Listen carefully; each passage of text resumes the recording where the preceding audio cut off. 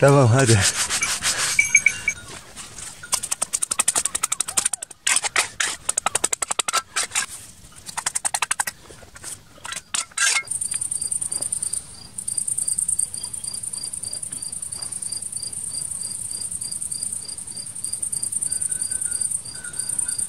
Ateş tuğlaları geldi. 4 santimlik. Yani 5 de kullanabilirsiniz. Daha incesi pek tavsiye edilmiyor. 2-3 santimlikler.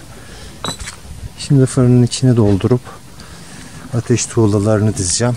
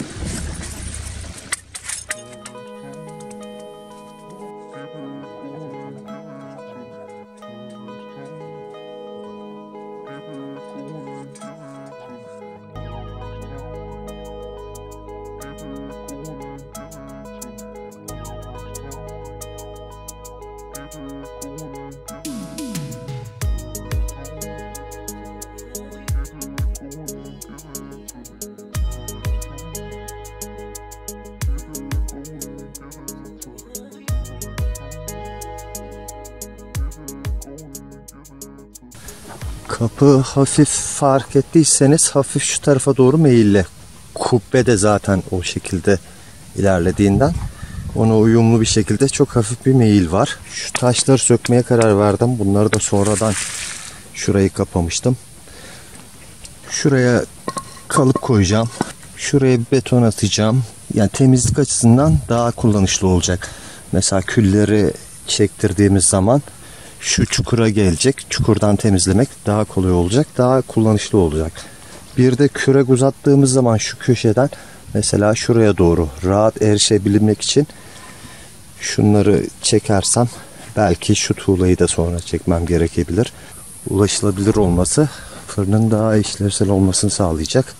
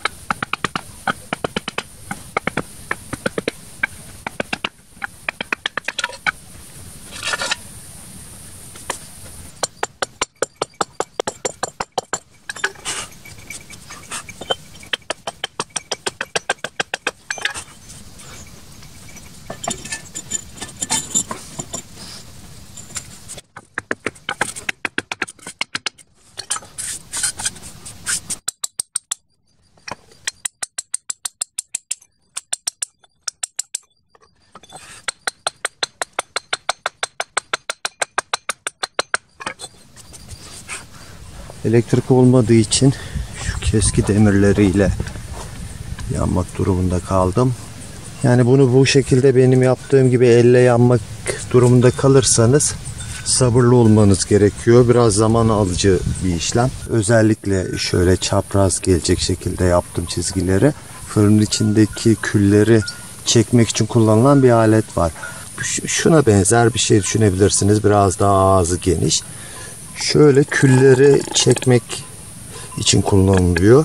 Bu şekilde çizgiler dik olsaydı şöyle takılabilirdi aralara. Anlatabildim mi? Şu araları takılıp kırılabilirdi. Özellikle şöyle yaptım. Sorunsuzca tuğlalara zarar vermeden temizliği yapılabilir.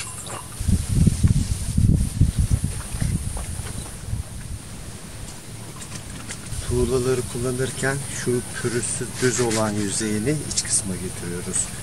Şu sorunlu kısım dışarıda kalacak. Bir ölçü ince kum, bir ölçü çimento ve bir ölçü şamotar şeklinde kullanabilirsiniz.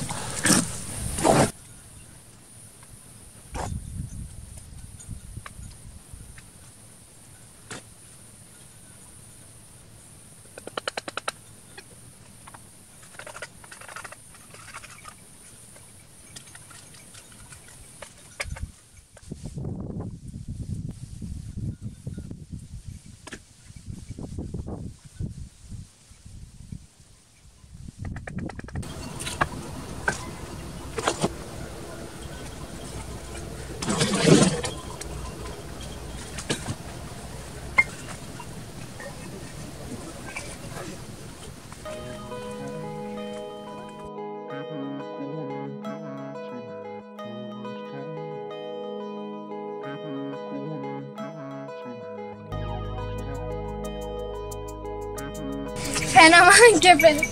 Kameralara giriyormuş.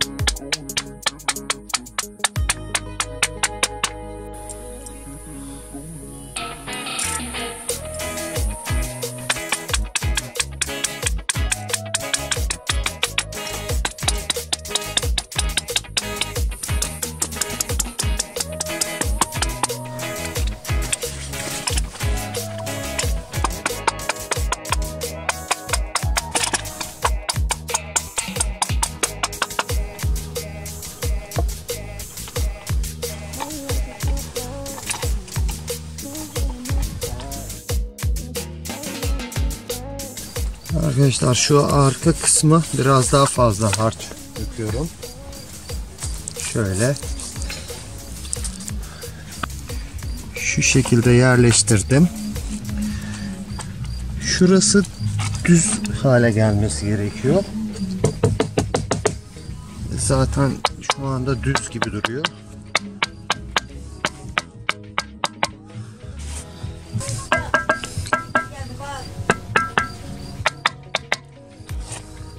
Bakın arkadaşlar. Kılavuz çubuğu tam oturdu. Bu arada kardeşim geldi.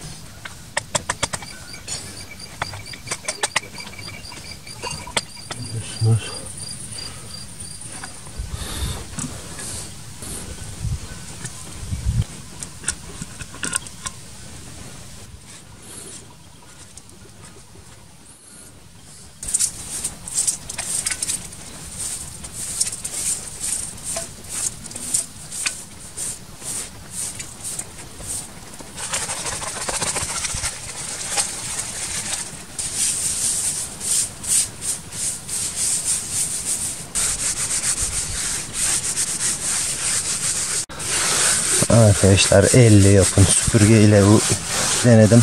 Süpürgeyle pek verimli olmuyor. Elle çok güzel tuğlaların aralarını dolduruyor.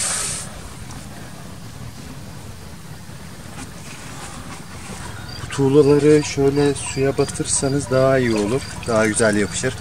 Hem üstünün tozu temizlenmiş olur. Şöyle bir kovaya su döküp şöyle sudan geçirebilirsiniz.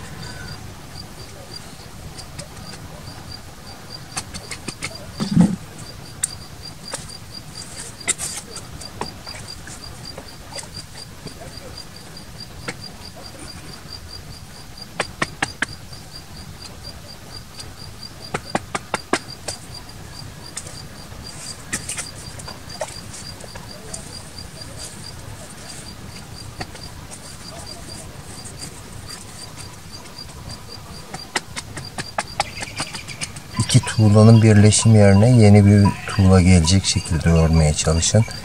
Tuğlalar daha iyi, daha sağlam işlenmiş olur.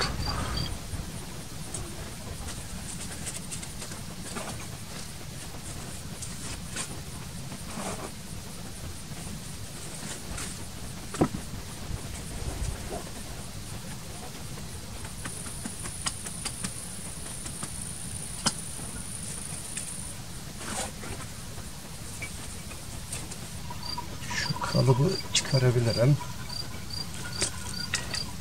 Görüyorsunuz, kalıp sayesinde düzgün oldu şu kenar. Şimdi burada şöyle bir demir profil kullanırsanız rahatlık olur sizin açınızdan. Demir profil kullanmazsanız şöyle tuğladan şöyle bir kenar yanmanız gerekiyor şuraya.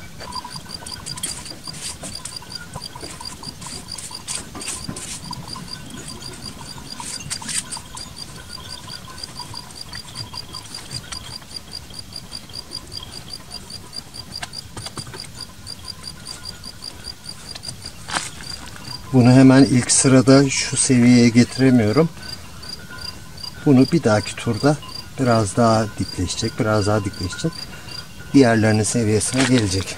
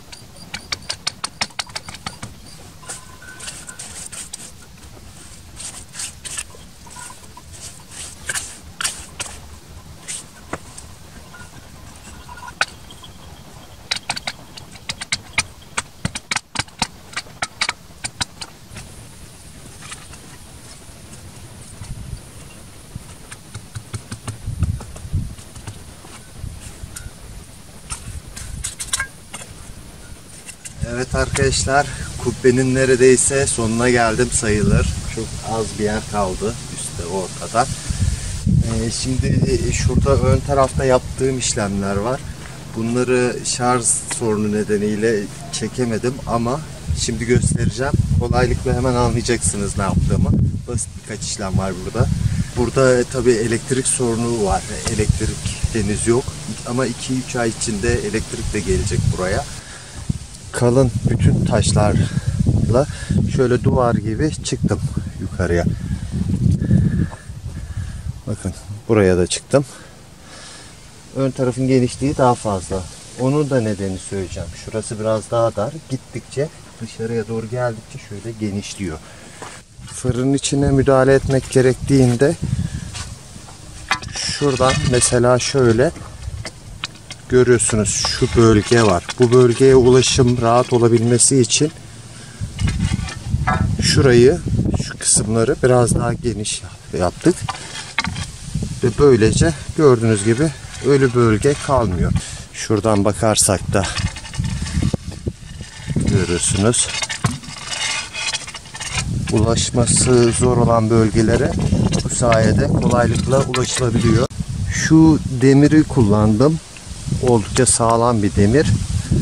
Demir kullanırsanız altına herhangi bir kalıp koymak zorunda değilsiniz. Hem demir sayesinde daha dayanıklı bir kemeriniz olur. Tuğlalarımız oldukça kalın ve büyük, ağır. Ben sağlam olsun, uzun ömürlü olsun diye böyle bir demir profili kullandım. Şu kısımda da demirler var. Şuradan karşıdan karşıya demir uzattım. Sağlam demirler. Onun üstüne şöyle beton attım. Şu demir profillerin olduğu yerlere ağırlık gelecek. Şöyle güzel manzaralar da var bizim buralarda. Şöyle göstereyim arkadaşlar.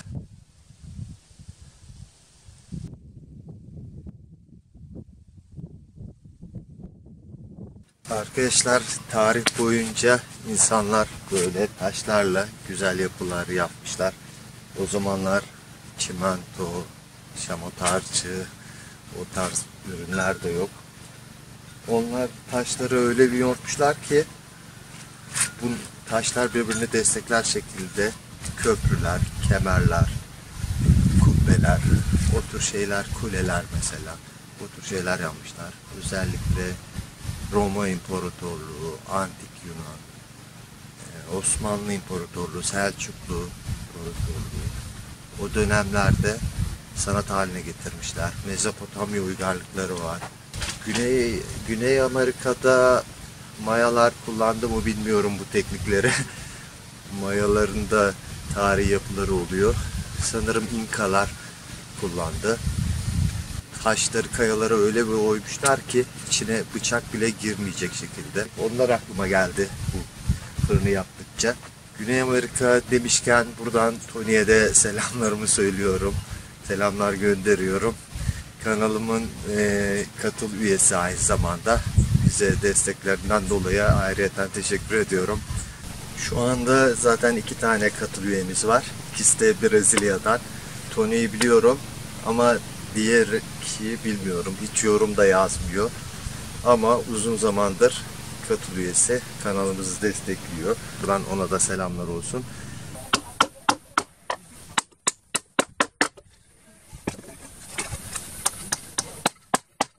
Basit bir sehpa benzeri bir aparat yaptım. Şimdi bu aparatın üstüne şöyle bir leğen var elimde.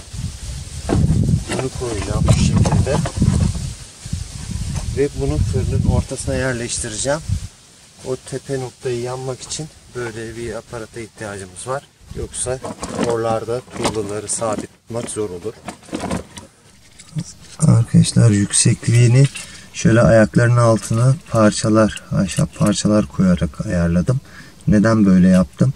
Aparatı çıkarma esnasında sıkışma olmaması için.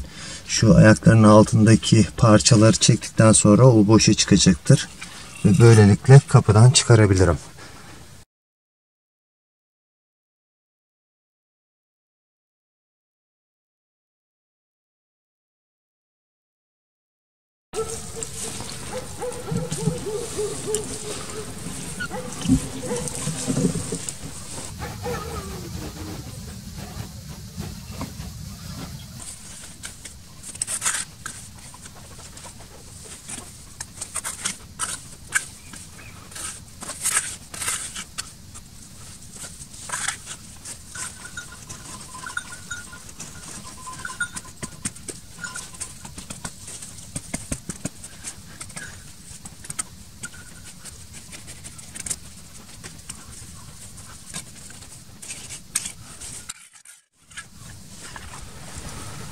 Arkadaşlar şu kısım kaldı. Şu iki tuğla tam oraya yetiyor.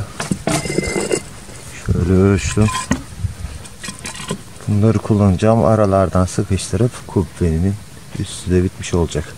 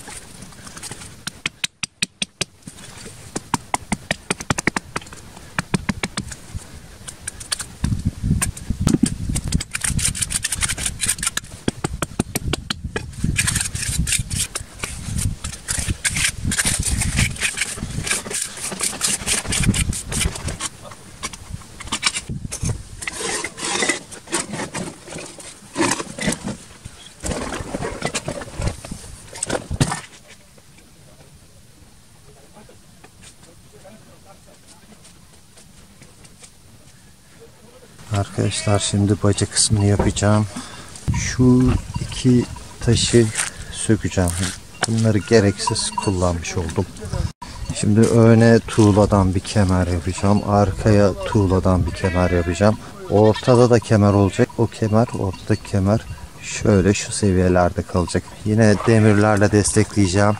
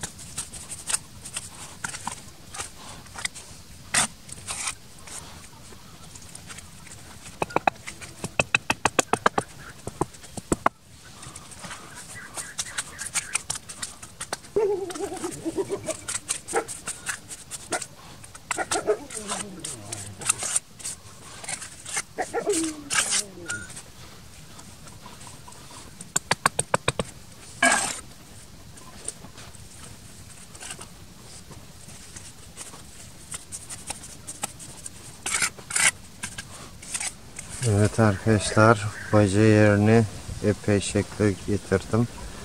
Burayı özellikle şöyle yaptım, taç gibi estetik bir görüntü olabilir diye düşündüm.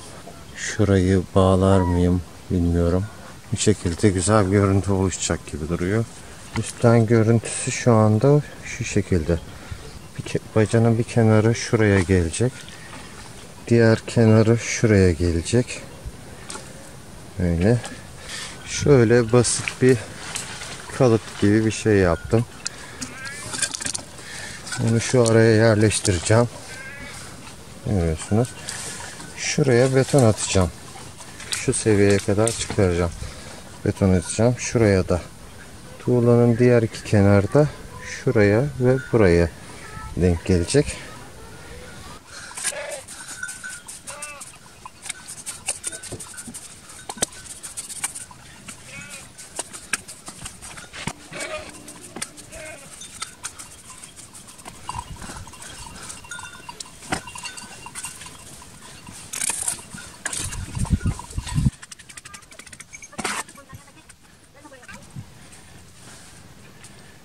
Arkaya kullanayım ya da.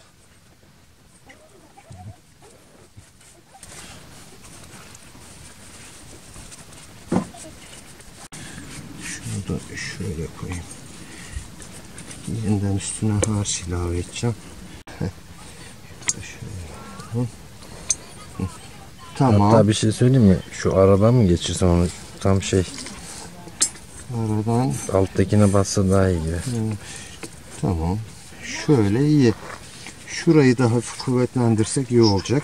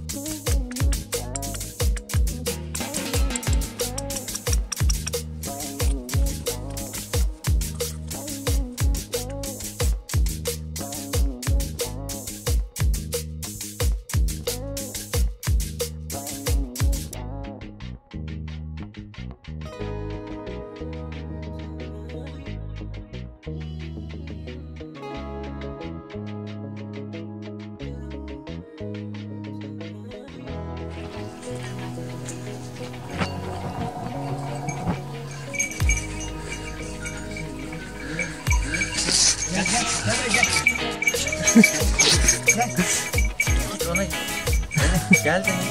Nil çağır bakalım. Çağır bakalım. Ha geliyor seni. Sev beni diye geliyor. Heh, evet bak hiç.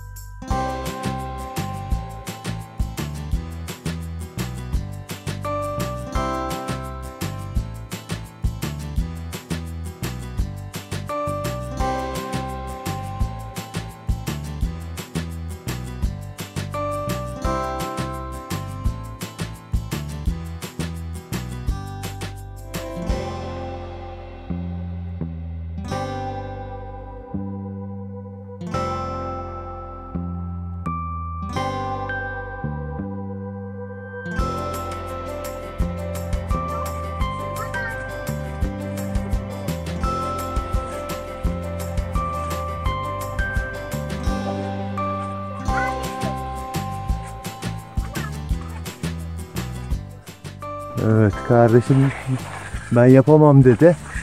Benden iyi yapıyor.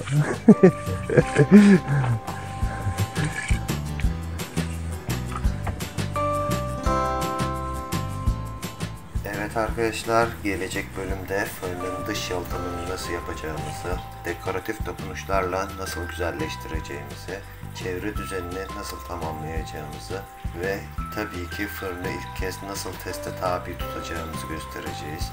Yine dop dolu bir içerik sizleri bekliyor. Kaçırmamak için mutlaka bildirimleri açmayı unutmayın. Bir sonraki videoda görüşmek üzere. Kendinize iyi bakın.